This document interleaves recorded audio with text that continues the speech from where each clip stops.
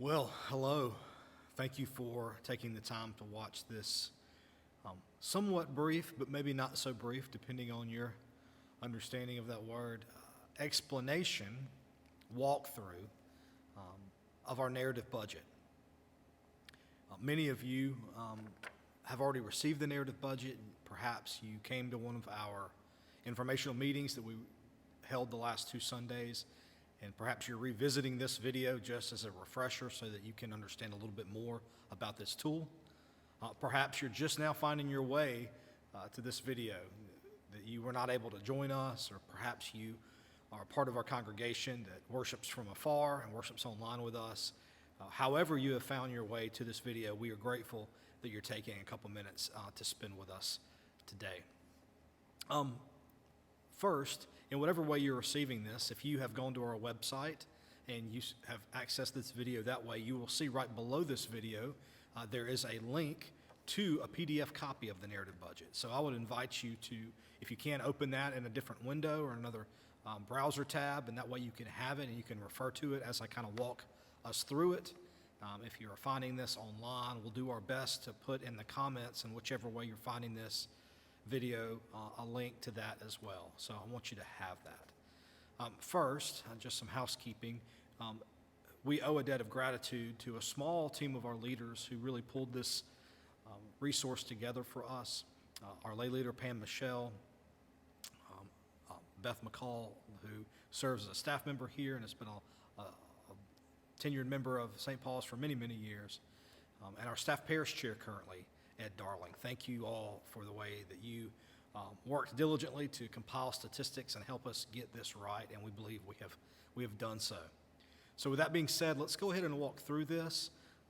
First, in whatever way you're accessing this document, let's look at the first page that starts with St. Paul's narrative budget at the top. You will see right under that is just a reaffirmation of who we are, so that wherever you are finding your connection to us as a church, you understand first and foremost our mission statement and how we have understood our vision that God has given us as St. Paul's to meet that mission of making disciples of Jesus Christ for the transformation of the world. You'll see that there are 3 kind of squares there that kind of outline the congregational life of St. Paul's. In the past year plus, St. Paul's has gone through a visioning process, trying to understand better who they are and who God's called them to be. And as a part of that process, it was established and kind of given some language that currently St. Paul's exists in these 3 core areas or 3 pillars. And so we're going to be using those 3 ideas in telling the story of our budget. And so you see that they are church family, worship, and community. And essentially, church family are those things that happen internally, those age-level ministries, the way that we support. You see there, engage, educate, and care for the folks that find their way to us, whether they are members or whether they just attend and are part of our community, how that operates. So that's one pillar of how St. Paul's operates. The second is worship. Worship being our primary time right now that we are together, at least on a regular basis, week in, week out, on Sunday mornings, and so a considerable amount of our resources are directed to that event as well. And you'll see, lastly, their community. This is the way that St. Paul's has ordered itself to be engaged in the community of Ocala and beyond. And so that's going to be how we support the mission partnerships that we care deeply about. Many of you are aware of those. Interfaith is one. Interfaith emergency services, I wanted to make sure I got that right. Open Arms Village, who we have a relationship with and would like to build stronger on. Our scouting ministries. There are lots of scouting things that happen here between Cub Scouts, Boy Scouts, Girl Scouts. That's the way that we seek to be connected to our community. And there's many other things that we are, even today, I've had conversations with other mission partners that we are seeking to have a better relationship with and to empower as they do wonderful work in our community. So that gives you an idea of how we're going to order this and use this tool. Let's talk a little bit about 2022. You'll see there at the pie chart and kind of the center of the page, we really wanted you to understand and give you what we believe is a clear narrative understanding of what the budget looks like, has looked like, and is looking like for this current year, 2022. You'll see that dollar amount, you'll see the percentages of how our budget is being spent, and we project it to be spent over the next several weeks as we close out this fiscal year. So I don't want to beleaguer you by reading through all of those things, but that is just a reminder of what church family looks like with some more defined wording there: worship, community, so on and so forth. So we wanted you to see that, to see how that happens. You will see also off there to the right in the gray box that as of right now, we are projected to be at a deficit reality at the end of this fiscal year. It does not mean that we will. We have faith, I have faith that we will not be in a deficit reality, that we will find a way, because we believe that God is with us in this and that we will recoup some of that. Because the reality is, in this fiscal year, and I speak on behalf of our leaders and our financial leaders, we have had both a less income than expected, and we have had more expenses than expected. So on both ends, that's why you are seeing that deficit. So that is our reality. Some of those are, as you well know and as you have experienced in your own lives and in your own homes, there are rising costs everywhere. We live in a global society in which words that can be perceived as boogeymen, but words that are very real to us, such as inflation and rising costs, they affect us here as well. So you know you're paying more for your electricity service and your other utilities. Well, we are paying more in this year as well at St. Paul. So we wanted to not hide that from the fact. You probably already knew that, but that in turn with some added, some not as much income as was hoped for, that's where that kind of $15,000 projection comes in. And so we want to be upfront with you about that. We want to be honest with you about that. That is where we sit today. It does not mean that's where we will end up. Part of the reason by putting this in front of you and giving you this information is to be totally transparent. And so we feel like that will begin to help us not end this fiscal year in a deficit reality. So take that for what it's worth. And just as a general FYI, the bottom of page 1, you'll see a gray box that extends the length of the page there. And it says, these special activities and campaigns funded in 2022 outside of budgeted items include, and you'll see some lists there. So the things that we wanted to make sure that you're aware of, and why we included that, is because over and above budgeted giving that St. Paul's and other folks that care about us and are connected to us, other than what they've given to our regularly operating expenses, they have also given in excess of $23,000 to these specific, call them needs or campaigns, have you. You see, the youth trip to Rock the Universe earlier this year, that was not a budgeted event. Thus, many folks, you, stepped up and gave in addition to that specific event and need. There was the parsonage refresh, painting and cleaning that needed to be done. We are not quite finished with, but nearing the finish line in replacing the windows in the parsonage that are a great need, because those are original windows and they are failing. Staff Christmas gifts and other minor things that have arisen. We didn't want to list all of those, but to give you a picture of, there's another $23,000 that's been given on top of those things. That is a blessing. That speaks to the generosity of you and the folks here, but it also clarifies that there are some things that are not in the budget yet that we want to fold into the budget for the future, such as you look at the youth trip to Rock the Universe. Now, if it's not Rock the Universe, it's something similar to that as we look, and we're going to turn the page and look at the second page in a minute, as we look to the future, the hope, the emphasis is on planning so that some of these things that we would like to plan for and to deal with and to have a sense of expectation of them being put into the budget, not being an outside campaign. And we give you these because they're reminiscent of some of those things that we need to be mindful of as we look towards 2023 and beyond. All right? So let's look at the second page for a minute. And flip it over. It says there the heading is 2023 and beyond. And so we wanted to break down these three primary figures for you as we start to understand better what we believe 2023 can look like and what we envision and how we envision God leading us forward. And so there is always a budgetary reality to that. That's not a bad thing. It is a real thing. If you've been at our in-person meetings, you heard Beth McCall, who led us through the first page meeting. She said this, and I'm so grateful that she said it repeatedly. And I want you to hear it, whether you've heard it from her or this is the first time that you hear this phrase. She said, it's not the amount of the budget or the budget itself that defines who we are as an organization or who we are as a church, but what we do with the budget. That's what defines us as a church or as an organization. And so her wisdom from the nonprofit world rings true for us. And so I'm grateful for Beth for reminding us of that and keeping us grounded. So let's look at the first. They're heading there. It says, meet the need. Your leaders that put this data together, they anticipate a $30,000 reality that is not, and I want to be very clear here, is not something that we can kick down the road and just wait on. This is a dollar amount that we know we're going to have to deal with in the next fiscal year.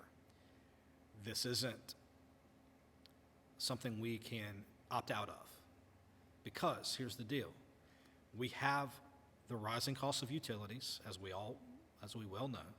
There are facility repairs that are needed, that if we don't deal with them in the next many months, they may turn into bigger projects that bear a larger expense. Those are things that you need to be aware of.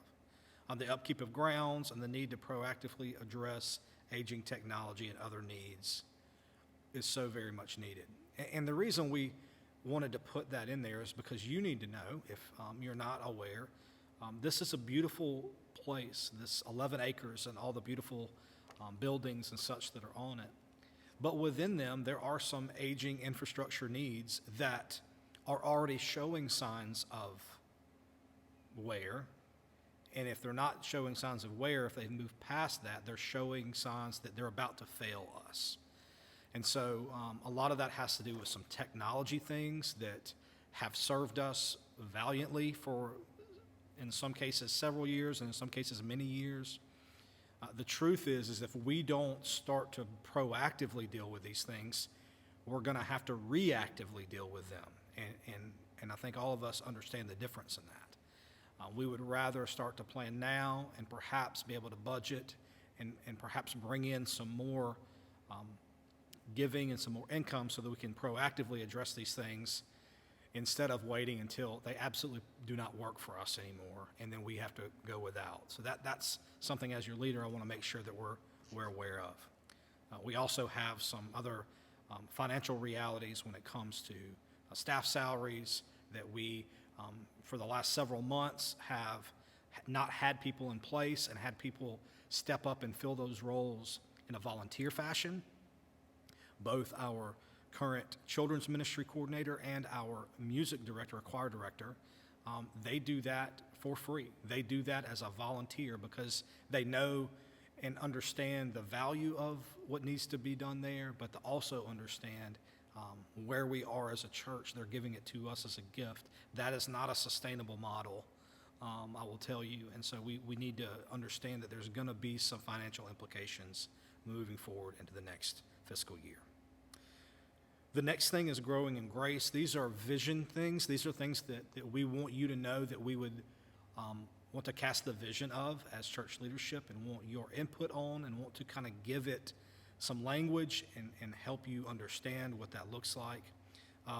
We want to continue to reinvest in ministries that in a lot of ways have been stifled over the last several years because of the pandemic. We want to be able to reinvest in children's and youth ministries. We want to be able to, like I said, move towards staffing those realities. But we also want to put money in the budget so that they can actually have activities. They can actually do more and actually have some financial support to do that, whether that's going to camp, whether that's having a fun day that, we go and buy some popsicles and go and do simple things that over the past several years people have given out of their pocket, primarily some of the people in leadership and others that know the need and want to give behind that. And that is great. That is wonderful how gracious you are, so many of you who have seen the need and met that. But it's our responsibility as a church, as leaders, as people who are here and want to be a part of St. Paul's, to say that is a value we need to put in the budget. We're going to plan for that. We're going to make sure that the people who lead the children's ministry know that we have their back, and we're going to be able to budget for those things, and so they can start to plan, and so they can look throughout the year and start to say, we want to do those things. One of those things is we have people that are already planning and putting in motion a vacation Bible school for next summer. It's my understanding that you all have not held a vacation Bible school in quite some time here. And so that's a wonderful gift that we'll be able to give to the children of our community, not just the children in our church, but the children of our community that are connected through our wonderful preschool, and others, friends and family members and neighbors. And so that doesn't happen without some cost. So those are some of the growing in grace things you see there, of being able to expand and build on and reinvigorate things. And that's going to take funding. There's no way around it. It's just the truth of our situation. The last thing you see there, the $5,000, that is the community piece, the reaching out in piece. That's us thinking about, we just had a wonderful event here on campus just a matter of weeks ago. Hundreds, and I'm not exaggerating here, hundreds of folks from our community were here for Trunk or Treat, that came here, and it was steady, and it was a wonderful afternoon. I cannot tell you how enthused I was by being here and being a part of it and witnessing for the first time.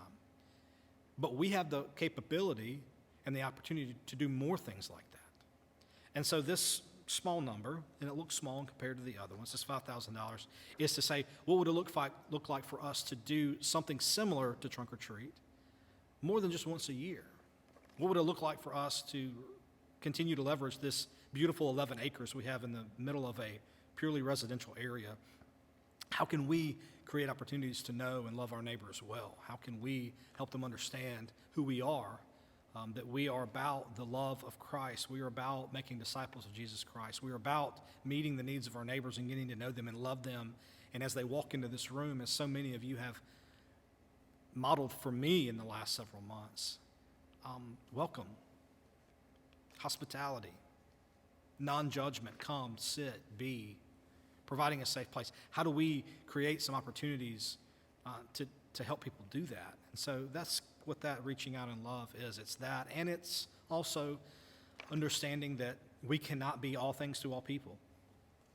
I've worked on the church staff for over 20 years now, and I've worked in different areas and different contexts, and I will tell you that we as good, loving people, we want to be all things to all people. We want to be able to meet every need, but the truth about it is there are already partners in our community that are doing things that we can't do and do well, but they're already doing it. How do we partner with them? How do we encourage them? How do we help support them? Even if it's saying, we're going to give you $500 this year to help support the administrative costs of your mission or your ministry, because we value what you're doing, and we as St. Paul's want you to know that we have your back and we're praying for you.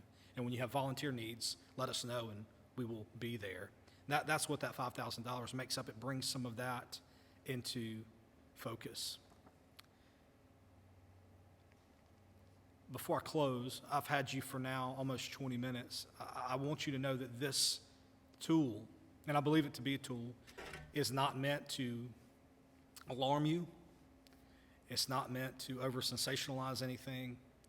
It is truly meant to paint a picture and to give a narrative, story, understanding of where your investment is taking root in and among us. If you are a regular contributor to the mission and ministry of St. Paul's, thank you. Thank you, thank you, thank you. I hope that this helps you understand the percentage of when you put $1 in the offering plate, how it is distributed. I hope you see that.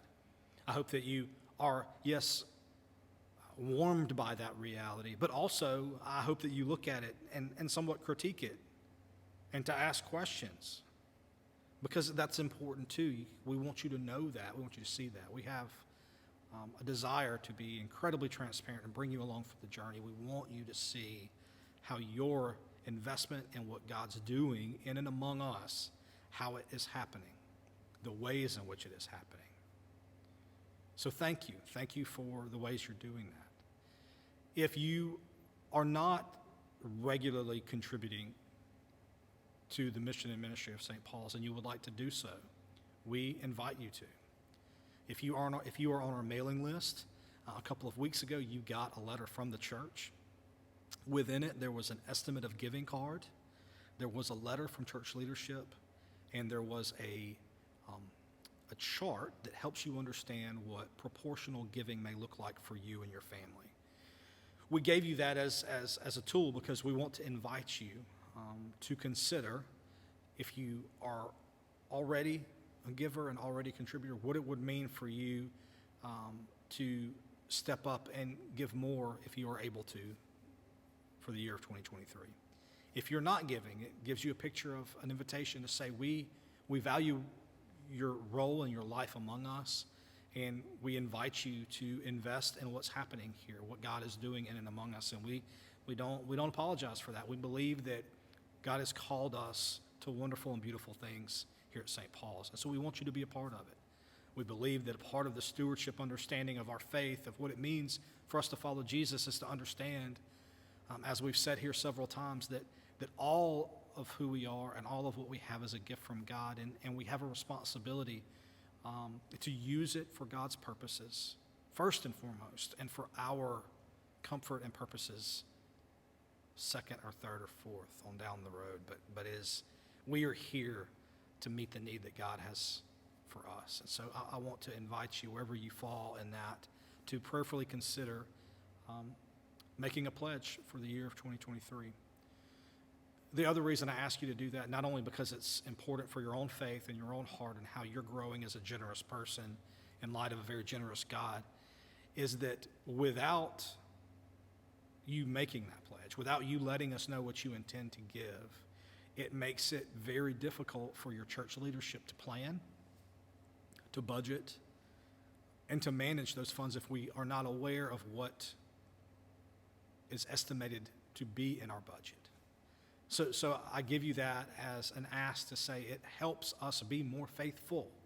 It helps us be more integrated into those pillars, worship and church family and our community, when we know that you are going to be a part of it. And you say, this is how much my family and I plan to invest in what God is doing at St. Paul's in the year 2023. So I want to invite you to consider doing that, to be prayerful in that.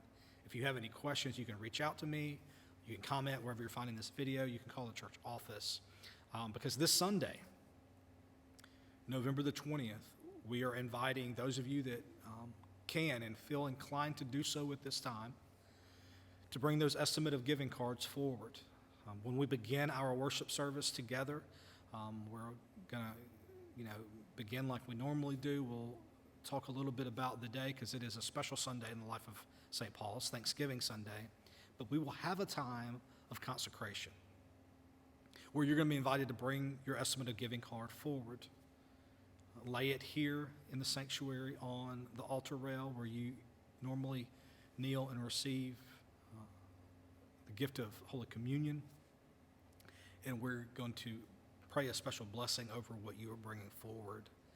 And that is going to be a hopefully a really important moment for you and for our church. It's a way of us saying, God, we're here. We know that you are here, God, and that you're up to something, and we want to be a part of it. And so we, as people that want to be better stewards of what you've gifted us with, are saying, yes, this is what we're going to do. We're going to be a part of what's going on here. So thank you for considering all of that. I hope that you have a wonderful rest of your week. We hope that you can be with us Sunday morning at 10:30. If you cannot, if you're out of town, but you still want to make sure that your estimate of giving card is gotten to us, you can bring it by the church office. The church is office is open Monday through Thursday. If you can't get here this week, we would love for you to return that back to us next week, all right? Grace and peace to you, and I pray that I see you all very, very soon.